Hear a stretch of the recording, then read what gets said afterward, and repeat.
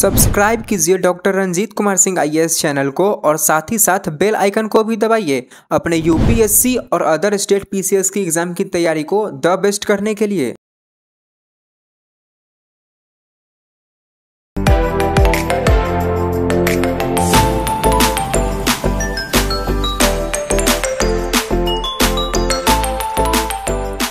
Hello friends, तो आज मैं आप लोगों को BPSC के प्रीलिम्स, मेंस और इंटरव्यू तीनों ही सिलेबस बताने जा रहा हूं और इसके लिए आपको करना क्या है यह भी आप लोगों को आज बताऊंगा, क्योंकि मेरे पास बहुत सारे कमेंट्स और कॉल्स आ रहे हैं जिसमें बता रहे हैं कि बिगिनर क्या करे, सिलेबस को कैसे समझे।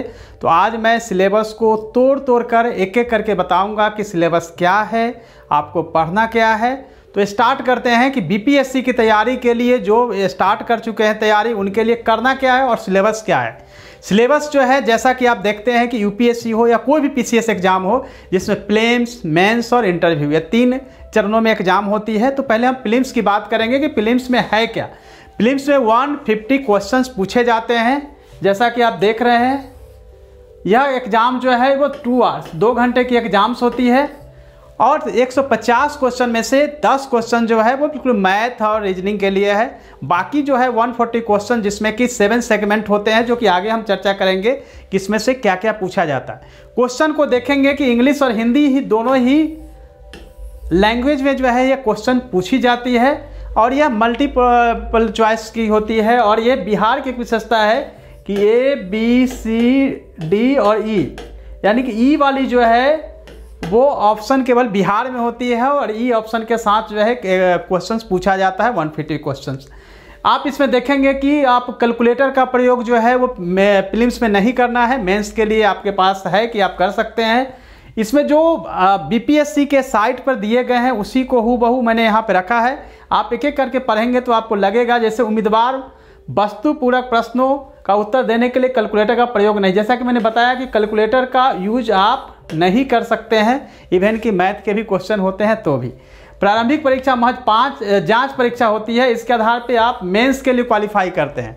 यानी कि अगर इसमें क्वालिफाई करते हैं, सपोज डेट की कट ऑफ मार्क्स 100 है और अगर आप 120 लाते हैं तो 20 मार्क्स का आपको कोई वेटेज नहीं मिलेगा। बस क्वालिफाई करते हैं मेंस के लिए, कट ऑफ से ऊपर होने चाहिए, बाकी इसका कोई उपयोग नहीं है। जो लोग भी इसमें उत्तीर्ण होते हैं, मेंस के लिए जाते हैं। बिहार ही एक आयोग है जहां की केवल 10 सीट का 10 गुना, सीट का 10 गुना ही जो है वो रिजल्ट यहाँ आता है। सपोज डेट की 500 अगर सीट है तो यहाँ पे 5000 जो है वो रिजल्ट आएगा। लेकिन समटाइम्स लास्ट कट ऑफ पे कई ऐसे कैटेगरी में स्टूडेंट होते हैं जिनका कि सेम होता है, तो 5000 की जगह 6500 या फिर 7000 तक रिजल्ट होता है। इस बार देखेंगे तो 800 से ज़्यादा सीटें आई है। उम्मीद की जा सकती है कि 9000 से 10000 के आसपास 67th में प्रीलिम्स में रिजल्ट आने की संभावना है। अब आगे बढ़ते हैं। मेंस में मैं बताना चाहता हूं कि मेंस जो है हर आयोग में जो है हर ऑप्शनल से पेपर का 2-2 पेपर होता है। यहाँ पे मेंस में आपको सबसे पहले जो देखना है वो है सामान्य हिंदी, यानी कि हिंदी 100 नंबर का होता है और यह भी जो है केवल और केवल क्वालिफाइंग है। आप इसमें मार्क्स अगर 30% से ज़्यादा लाते हैं तो इसका कोई भी वेटेज या इसका कोई फ़ायदा आपको नहीं मिलता है, केवल आपको इसमें पास करना पड़ता है 30% मार्क्स के साथ। ये हिंदी जो है, हिंदी का सिलेबस आगे डिटेल्स में आपको हम बताएंगे। उसके बाद हम आ जाते हैं GS का फर्स्ट पेपर, GS का सेकेंड पेपर और एक ऑप्शनल पेपर।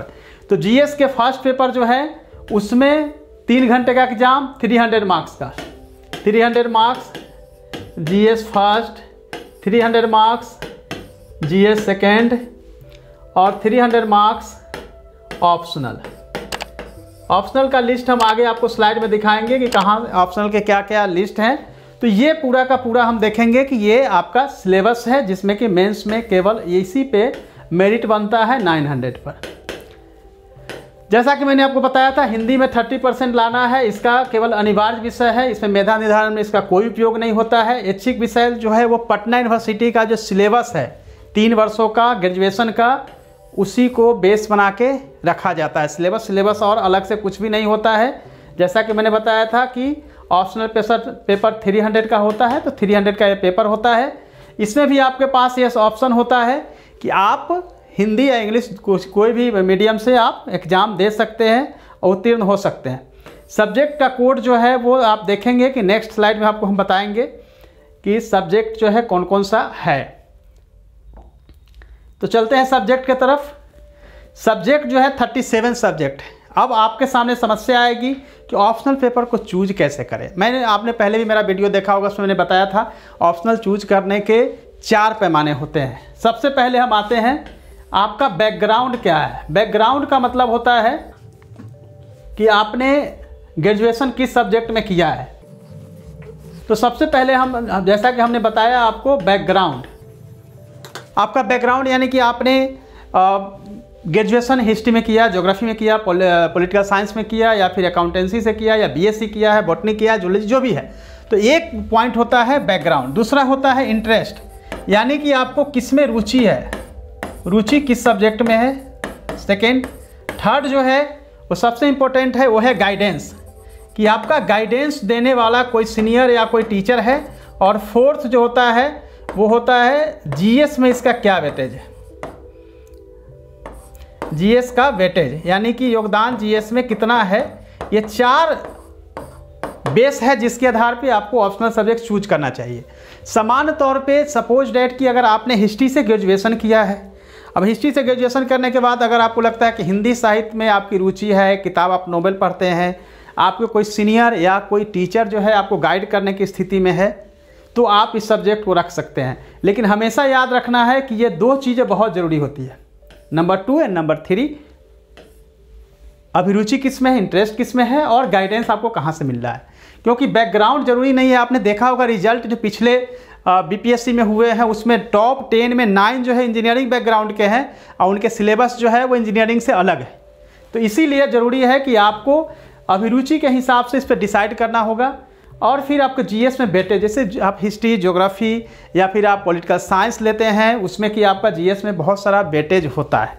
लेकिन साथ में मैं आपको बोलूँगा कि कुछ ऐसे सब्जेक्ट हैं जो अच्छे सब्जेक्ट हैं जिसमें कि आप स्कोरिंग की कर सकते हैं। अगर मेरी तरफ से सजेशन चाहेंगे तो एक तो ज्योग्राफी का है, हिस्ट्री भी सामान्य तौर से हिस्ट्री की विशेषता यह है कि बहुत कम नंबर नहीं आएगा, आपको डुबाएगा नहीं, यानी ये आपकी विशेषता है। ज्योग्राफी स्कोरिंग है क्योंकि उसमें मैप, डायग्राम वगैरह जितना अच्छे से पुटअप करेंगे उतने अच्छे मार्क्स होंगे। बाकी जो है ये टेक्निकल सब्जेक्ट है, जिनके जो इंजीनियरिंग बैकग्राउंड के हैं वो लोग रख सकते हैं। कई बार ऐसा होता है कि अगर आपने मैथ से ग्रेजुएशन किया है, लेकिन मैथ से ग्रेजुएशन करने के बाद भी अगर graduation first year, second year या फाइनल ईयर में आपने क्या किया, 10 से 15 क्वेश्चन याद किए, जाके एग्जाम दिए और फिर पास कर गए, तो मैथ नहीं रख सकते हैं। क्योंकि आपकी सीधी सीधी कंपटीशन किसके साथ है, जो इंजीनियरिंग किए हैं, उनके साथ मैथ है। तो मैथ अगर आप ग्रेजुएशन करके भी मैथ कभी नहीं रखना चाहिए, क्योंकि आपकी टक्कर जो है वो इंजीनियर के साथ होने वाला है। तो ऐसे सब्जेक्ट को कभी नहीं रखना चाहिए जो आपने किया भी है और रखना चाहते हैं। कुछ ऐसे सब्जेक्ट हैं जिसमें कि आप रख सकते हैं, जैसे हिंदी आप देखेंगे अच्छा है, जिसने अंग्रेजी से रखा है वो रख सकते हैं, उर्दू जिनका सब्जेक्ट है वो रख सकते हैं, या जो भी ये सब्जेक्ट, वो सब्जेक्ट रख सकते हैं जिन्होंने इस सब्जेक्ट में ग्रेजुएशन किया होगा। एक सब्जेक्ट जो मुझे हमेशा लगता है, एक संस्कृत का जो है, जिनको अच्छी संस्कृत रही है, इसमें अच्छे स्कोरिंग होते रहे हैं। उसके बाद आप देखेंगे मैथिली भी एक अच्छे स्कोरिंग वाले पेपर है, अगर उसके हिसाब से देखते हैं। सोशियोलॉजी जो है वो एक अच्छा पेपर हो सकता है। इंग्लिश मीडियम के लिए अच्छी पेपर जो है वो हो सकती है पीए, लोक प्रशासन। उसी तरीके से आप देखेंगे दर्शन शास्त्र में अच्छे मार्क्स आते रहें। लेकिन साथ में मैं बोलूँगा LSW ऐसे जो लोकप्रिय सब्जेक्ट है जिसमें कभी भी डूबने की संभावना रहती है, रिजल्ट के चांसेस कम हो जाते हैं, वैसे पेपर को नहीं लेना चाहिए। हमेशा ये 4 जो पैमाना है उसी के आधार पे आपको अपना ऑप्शनल सब्जेक्ट को डिसाइड करना चाहिए और उसके अकॉर्डिंग जो है आपको फाइनल करना चाहिए। अब इसके बारे में नेक्स्ट मैं आपसे बताना चाह रहा हूँ, जैसा कि मैंने पहले बताया था, हिंदी इंग्लिश दोनों ही लैंग्वेज में आप एग्जाम दे सकते हैं। उसके अलावा देखते हैं कि जो भाषांतर विषय है उसमें आप हिंदी, अंग्रेजी या उर्दू किसी भी एक भाषा में आप इसको दे सकते हैं। इसके अलावा कोई भी लैंग्वेज में उत्तर लिखने की आपको सुविधा नहीं दी जा सकती है।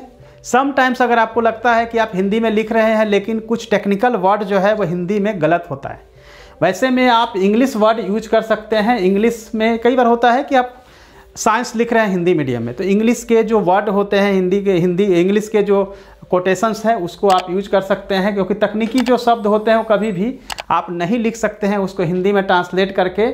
आप जैसे साइकिल है उसको हिंदी में द्विचक्री वाहिनी कहते हैं, वैसा आप नहीं कर सकते हैं। उसी तरीके से आपने देखा होगा यूपीएससी के 2 साल 3 साल पहले के क्वेश्चंस में जैसे उसमें पूछा गया था स्टील प्लांट, उसको गूगल ने ट्रांसलेट कर दिया था इस्पात का पौधा। ऐसा कुछ होता नहीं है। तो जब स्टील प्लांट है तो स्टील प्लांट ही भी ऐसा लिखा जा सकता है।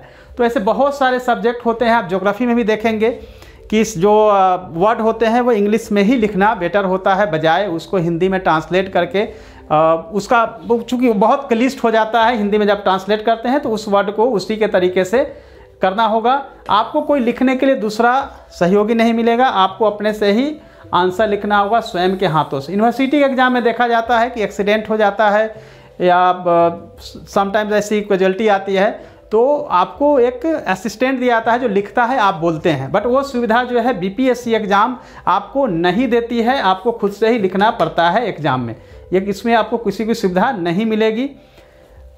जनरली जो है देखेंगे कि आप हमेशा जो है 1 2 3 4 5 जो है इसमें ही आपको अपने आंसर में लिखना होगा। जैसे कई बार अगर आपको हिंदी लिख रहे हैं तो हिंदी में 1 2 3 4 ये हिंदी का उसमें नहीं लिखना है। रोमन लिपि में आपको हमेशा 1 2 3 4 5 6 8 9 इसी का यूज करना है, जो आपको क्लियर कट बताया गया है। कैलकुलेटर का यूज यहाँ पे मेंस में कर सकते हैं, बट एक्सचेंज करने की सुविधा नहीं है। और कैलकुलेटर में भी सिंपल कैलकुलेटर, बहुत सारे ऐसे कैलकुलेटर हैं जिसमें कि आप कुछ छुपा के ले जा सकते हैं या कुछ उसमें स्टोर कर सकते हैं। वो कैलकुलेटर आपको नहीं दिया जा सकता है, वो अनुमान्य नहीं है, यानी कि उसको यूज आप नहीं कर सकते हैं। आपको जैसा मैंने बताया था 900 का मेंस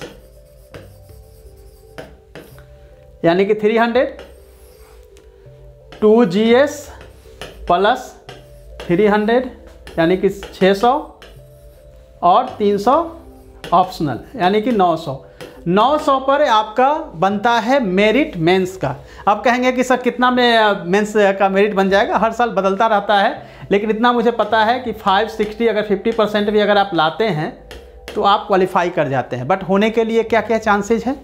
आपका अगर मेंस में स्कोर ज़्यादा होता है, जनरल से 100 मार्क्स होने के चांसेस बढ़ जाते हैं, क्योंकि इंटरव्यू जो है 120 मार्क्स का है। अगर वहाँ पे आपको 40 मार्क्स से मिलता है तो भी आपको अच्छा रैंक मिल सकता है। लेकिन जिनका बॉटम पे है, सपोज डैट की 400 कट ऑफ है और 400 कट ऑफ पे अगर 120 का है और 100 मिलता है तो आपका सीधे 500 हो जाता है मेरिट के लिए। 500 होगा तो निश्चित रूप से आप सेलेक्ट होंगे। यानी इंटरव्यू का जो वेटेज है बहुत ज़्यादा है, महत्व बहुत ज़्यादा है, लेकिन मेंस का भी उतना ही है, क्योंकि मेंस अपने हाथ का होता है। मेंस अपने हाथ का कि आप जितना अच्छे से लिखेंगे, प्रेजेंटेशन जितना बेटर होगा। कहते हैं ना कि बहुत सारी खाना अगर रख दिया जाए लेकिन उसका प्रेजेंटेशन अच्छे से सेव करे, घर वाले लोग अच्छे से करें, तो उससे खाने का जो टेस्ट है बदल जाता है। वैसे ही मेंस जो है बिल्कुल प्रेजेंटेशन का यानी कि अपने हाथ की चीज़ है। ये जो व्यक्तिगत परीक्षण है वो थोड़ी भाग की चीज़ है, क्योंकि पता नहीं कौन सा बोर्ड मिलेगा, क्या क्वेश्चन पूछेगा, क्या होगा, कुछ पर कह नहीं सकते। 120 जो है इसलिए मैं ऐसा कहता हूँ। लेकिन जो 900 है वो कितनी ज़्यादा वेटेज है वो हमें हमेशा ध्यान रखना चाहिए। 450 प्लस करते हैं, कैटेगरी वाइज हमेशा 30-40 मार्क्स का फ्लक्चुएसन रहता है। इसको अगर छोड़ दें तो 450 के आसपास अगर आप लाते हैं तो पास हो जाते हैं। अब जब 900 पे अगर आपका बनता है 120 मार्क्स, मैंने जैसा कि बताया था कि इंटरव्यू का है, तो देखेंगे कि आपका 1020 इतने पे आपका मेरिट पूरा बनता है। क्योंकि मेंस के जितने मार्क्स हैं और आपको 120 में जितने मार्क्स मिलते हैं इंटरव्यू में, वो दोनों को ऐड करके फिर आपका फाइनल मेरिट लिस्ट बनता है, जिसमें कि आयोग स्वतंत्र है कि किसको अनुशंसा करेगी। आयोग जब अनुशंसा करती है उसके हिसाब से आपको उत्तीर्ण होते हैं और आपको रैंक मिलता है, जिसमें कि SDM, DSP बाकी जो सर्विसेज है। इस बार तो 800 से ज़्यादा सीटें आई है, तो संभावना है कि इसमें रिजल्ट भी ज़्यादा होगा। अब एक एक करके हम सिलेबस को समझ लेते हैं कि प्रीलिम्स सिलेबस में क्या क्या है, ताकि आपको ईजिली आप समझ सकें। GS का मैंने जैसा बताया था 150 क्वेश्चन 2 आवर्स, 2 घंटे का है। देखिए इसमें क्या होता है, एक तो करेंट है, ये सामान्य विज्ञान यानी साइंस, उसके बाद राष्ट्रीय अंतर्राष्ट्रीय घटनाएं, बिहार और बिहार के भूगोल और बिहार के इतिहास, ये देखेंगे। भूगोल में देखेंगे कि भूगोल में क्या क्या है, खास तौर से फिजिकल ज्योग्राफी पे इसमें आप देखेंगे कि बहुत जोर है, नदियाँ, फिजिकल का पार्ट। उसके बाद आप देखेंगे पॉलिटी में, जिसमें कि उसकी आर्थिक व्यवस्था। हिस्ट्री में खास तौर से कहा है फ्रीडम मूवमेंट पे खास तौर से जोर रहेगा, राष्ट्रीय आंदोलन तथा इसमें योगदान। यानी कि भूगोल और जीएस दोनों ही मिला के अगर देखेंगे तो सिलेबस जो है क्लियर कट है। और मेंस के लिए जैसा कि मैंने आपको बताया था कि मेंस में सामान्य हिंदी में क्या क्या पूछा जाएगा, तो सामान्य हिंदी में देख लीजिए, निबंध 30, व्याकरण 30, वाक्य विन्यास 25 और संक्षेपण 15। ये कुल मिला के 60, 25, यानी कि आपका हो गया 85 और 15 100। ये 100 में मैं आपको पास करने का भी बताता हूँ तरीका क्या हो सकता है। देखिए निबंध जो है वो फिक्स है कि आने वाला है, आपको 6 पेज में लिख देना है। व्याकरण में अलग अलग आता है, जैसे कि हो सकता है कि व्याकरण में संज्ञा, सर्वनाम, जो भी उसमें पूछा जाता है, समास, ये सब क्वेश्चन उसमें होता है। वाक्य विन्यास में क्या होता है कि आपको शुद्ध करना होता है, अनेक शब्दों के लिए एक शब्द करना होता है। और संक्षेपण ईजी है, 1/3 आपको करना है, कोई भी दिया गया है और उसके पहला 4 से 5 ही वर्ड में वाक्य में आपको पता चल जाएगा कि उसका हेडलाइन क्या होगा, क्योंकि उस पर भी मार्क्स 5 मार्क्स तो उसी पे होता है। और 1/3 करके और आपको संक्षेपण कर देना। संक्षेपण के लिए तरीका यह है कि 2 बार पढ़िए। पहली बार जब पढ़े तो उसमें हाईलाइट करते हैं कौन कौन इंपॉर्टेंट है और उसी को केवल शब्दों को चेंज कर देना है। जैसे मान लेते हैं कि इसमें रात्रि लिखा हुआ है, आप रात लिख दीजिए। सुबह लिखा है तो सुबह का बेला जो है उसके हिसाब से सुबह का बेला लगा दीजिए, प्रातःकालीन। तो ऐसे केवल शब्दों को चेंज करके आपको संक्षेपण बना देना। तो ये आपका 15 मार्क्स है, अपने आपके हाथ में है। वाक्य विन्यास वाला जिसमें कि शुद्ध करना है, अनेक शब्दों के लिए संक्षेपण, इवन कि आपको इसी में मुहावरा, ये सब इसमें आता है। और व्याकरण का पाठ है। और फिर ये पास करना बहुत ईजी है, क्योंकि 30 ही आपको मार्क्स लाने हैं। लेकिन हाँ, जिनका मीडियम इंग्लिश होता है और वो हिंदी एग्जाम देने जाते हैं तो फेल होने के चांसेस भी बहुत होता है, इसीलिए इसको भी इतना इग्नोर करके नहीं चल सकते। अब चलते हैं कि मेंस में जो पेपर है, इसमें मेंस में 2 पेपर है आपका, जीएस का फर्स्ट और सेकेंड। फर्स्ट पेपर में क्या क्या है, हिस्ट्री एंड कल्चर यानी करेंट, और फिर आ जाते हैं स्टैटिक्स। स्टैटिक्स होने के चलते इसमें रिजल्ट की पॉसिबिलिटी यानी कि मार्क्स जो है इसी में फ्लक्चुएट करता है। देखिए रिजल्ट जो है फर्स्ट पेपर में किसी को होता है 150 मार्क्स आता है 300 में से, किसी को 90 मार्क्स आता है, तो 60 मार्क्स का गैप होता है। मैंने अपने ही कलीग लोगों को देखा है कि इसमें काफ़ी गैप होता है। यहाँ पे आप कवर करने के लिए 10 ईयर्स प्रीवियस 10 ईयर्स का जो है आप देख लीजिए, इसको बना लीजिए। उसी तरह करेंट जो है वो आपको 10 महीने पीछे का आपको देख लेना है, 10 महीने पीछे का करेंट, वो बाकी मैं आपको बताऊंगा कि कैसे करना है। हिस्ट्री के लिए भी वही है, हिस्ट्री मॉडर्न हिस्ट्री पे आपको फोकस करना है। मॉडर्न हिस्ट्री के लिए ऑलरेडी किताब जो है बहुत सारी मार्केट में अवेलेबल है। सेकेंड पेपर में जो है वो पॉलिटी का पोर्शन है। पॉलिटी में भी जो है कॉन्स्टिट्यूशन ऑफ इंडिया और इंडियन सिस्टम जो है उससे आप कर सकते हैं। उसी तरह से ये इकोनॉमी का पोर्शन है। इकोनॉमी वाले पोर्शन में केवल करेंट बेस्ड होता है। भारत का भूगोल जो है वो आप एनसीईआरटी से करिएगा, एनसीईआरटी से आपका यह क्वेश्चन भी क्लियर कट है कितना आता है, बहुत कम 4-5 टॉपिक होता है। और साइंस एंड टेक्नोलॉजी, तो ऐसे देखा जाए तो ये 3 भाग में डिवाइड किया है, बल्कि इसका 4 पोर्शन है और इसका 3 पोर्शन है। ये आपको दोनों में ही आपका 300 प्लस 300 का एग्ज़ाम होता है। आपकी इसमें ट्राई होनी चाहिए एट लीस्ट जो है 350 मार्क्स कम से कम आपको इसमें अचीव करना होगा। लाने का तरीका यह है मार्क्स कि हर क्वेश्चन में आपको दूसरे से बेटर करने के लिए कुछ डायग्राम, कुछ मैप्स, बहुत अच्छे से हैंडराइटिंग क्लैरिटी के साथ होनी चाहिए। और बीपीएससी के लिए मैं बार बार आपको बोलूँगा, भरपेट खिलाना है, भरपेट पेज भरना है, तभी आपका जो है उसमें अच्छे से आप कर पाएंगे। अब इसको और अच्छे से समझने के लिए हम आगे बढ़ते हैं। पेपर फर्स्ट में जो है आधुनिक भारत, जैसा कि मैंने बताया था, इसमें बिहार के संदर्भ में जो पूछा जाता है हमेशा संथाल, बिरसा मुंडा और पाल कला, मौर्य कला, मधुबनी, ये सब बिहार का पार्ट होता है। तो ये आपका आधुनिक भारत के जो इतिहास है इसके बारे में है, जिसके अंतर्गत मैंने जो बताया था वो सब इसमें आपको लिखा हुआ है। स्पेशली जो है 3 गांधी, रविंद्र टैगोर और नेहरू, ये तीनों में से किसी एक पे आता है हर साल। उसी तरह से देखेंगे मौर्य कला, पाल कला, मधुबनी कला, पटना कला में 4-3 है जिसमें से एक आता है। ये सब ऐसी चीज़ है जो क्वेश्चन आउट ही है, यही आने वाला है, इसके बाद यही आने वाला है। तो इससे इजी क्या हो सकता है बीपीएससी के लिए, उसी तरीके से आप देखेंगे कि देखिए मैंने बताया था स्वतंत्रता संग्राम बिहार की भूमिका जो है वो आपको पता है कि 1857 में देख लेना है, सविनय अवज्ञा में क्या था, असहयोग आंदोलन में क्या था, 1942 में क्या था, ये आपको देख लेना है। इसके बाद हो जाएगा। आगे मैंने बताया था कि आपको संथाल और बिरसा, संथाल और बिरसा और चंपारण, ये तीन में से समझिए कि एक क्वेश्चन आउट है, आएगा ही। अगर इस साल अगर आ गया है संथाल तो अगला बार बिरसा आएगा, बिरसा आ गया तो चंपारण सत्याग्रह आएगा। उसी तरह से कला में मैंने बताया था पाल कला, मौर्य कला और उसके बाद पटना कलम और फिर मधुबनी, ये चार है, लेकिन जनरली पाल कला और मौर्य कला से ज़्यादा आता है। तो ये भी आपका एक आउट है, एक क्वेश्चन, दो क्वेश्चन। उसके बाद जो है आधुनिक भारत से एक आ जाएगा, 3 क्वेश्चन, 4 क्वेश्चन आता है। क्या कुछ पढ़ना ही नहीं है, सिंपल सिलेबस है। उसी तरह से 1942 की क्रांति भारत छोड़ो आंदोलन में है, तो बिहार में जहाँ जहाँ भूमिका रही है उसके अकॉर्डिंग आपको तैयारी कर लेनी है। मैंने पहले ही आप लोगों को एक्सप्लेन किया था, स्लाइड जो है थोड़ी पीछे से आई। मौर्य, पाल, पटना कलम और ये कुछ लिखा है उसे मधुबनी भी एक लिख लीजिए। ओके। उसके बाद मैंने बताया था स्टैटिक्स, स्टैटिक्स की प्रैक्टिस करनी होगी। 10 साल के क्वेश्चन को पकड़िए और प्रैक्टिस कर जाइए, ये आपको 99% मार्क्स दिलवाता है। इसीलिए स्टैटिक्स को अच्छे से करना बहुत ज़रूरी होती है। उसी तरीके से सेकेंड पेपर में आपको पॉलिटी का देखेंगे, तो पॉलिटी में भी क्या होता है कि जैसे बहुत सारा अगर देखेंगे 10 चैप्टर, कहने को तो बुक्स में 65 तक जो है चैप्टर है, लेकिन आप देखेंगे तो preamble, fundamental right, fundamental duty, directive principle of state, president, vice president, parliament, amendment, panchayati raj, ये ऐसे चैप्टर है जहाँ से ही क्वेश्चन आता है। तो इसके लिए भी मैंने आपको इजी कर दिया कि वहीं से आपको क्वेश्चन पूछा जाएगा, वहीं से आपको करना है। अर्थव्यवस्था में हमेशा करंट पे फोकस करना है।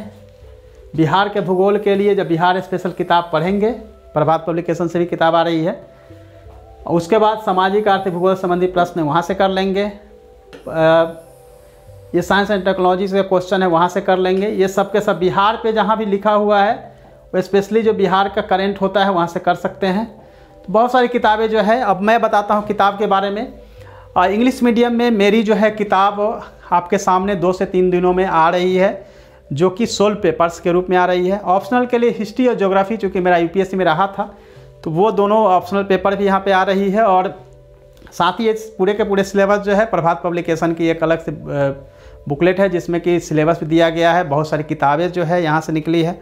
और प्रैक्टिस फिल्म्स के लिए करना है तो उसके लिए भी मेरी किताब जो है वो एक वीक पहले लॉन्च हो चुकी है, तो वहाँ से प्रैक्टिस कर सकते हैं। और वो अपडेट होता रहेगा एवरी ईयर। अगर सपोज डेट 67 नहीं देने जा रहे हैं, 68 देने जा रहे हैं आप, तो उसको भी अपडेट किया जाएगा, जहाँ से आप अपनी तैयारी कर सकते हैं। बाकी इस देखा जाएगा कि कौन कौन प्रभात पब्लिकेशन से आपके लिए उपयोगी हो सकती है। Thank you so much.